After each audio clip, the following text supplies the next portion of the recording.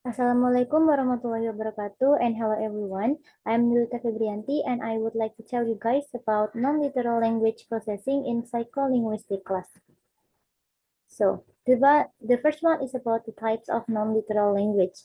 So there are several types of non-literal language. The first one is indirect request, which is contrast with direct request or commands. For the example is, can you open the door? So someone can say, can you open the door?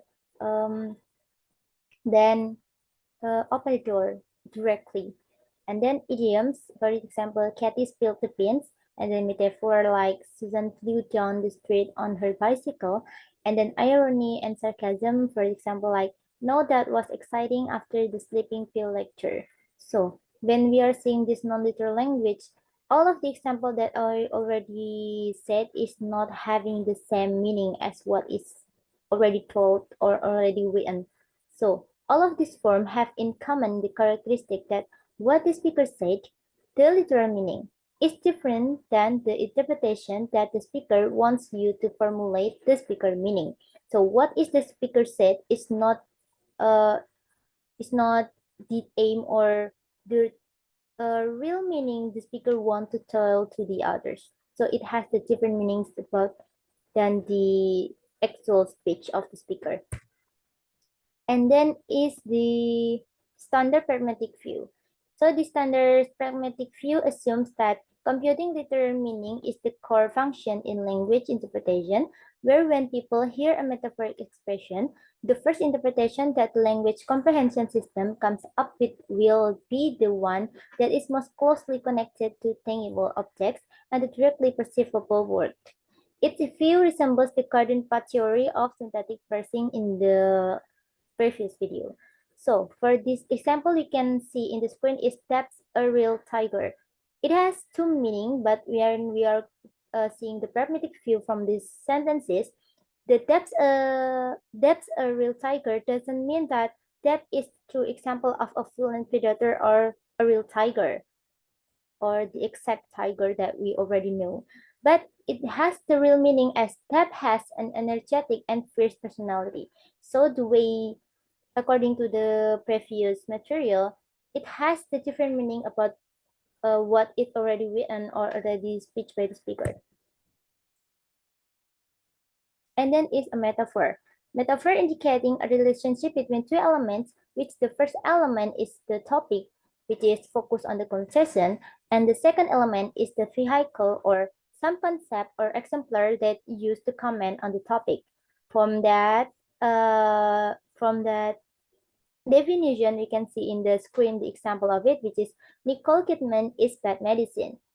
In this sentences, Nicole Kidman is the topic of the sentence, and bad medicine is as the bad medicine as the vehicle of the sentences. But when we are seeing the whole sentence as Nicole Kidman is a bad medicine, it also has a different meaning. So the Nicole Kidman is bad medicine didn't mean that Nicole Kidman is pharmaceutical product that comes in bottle and has harmful side effects. So Nicole is not the pharmaceutical product that we already know or originally know, but it has the meaning that Nicole Kidman is dangerous and can make you feel really, really bad.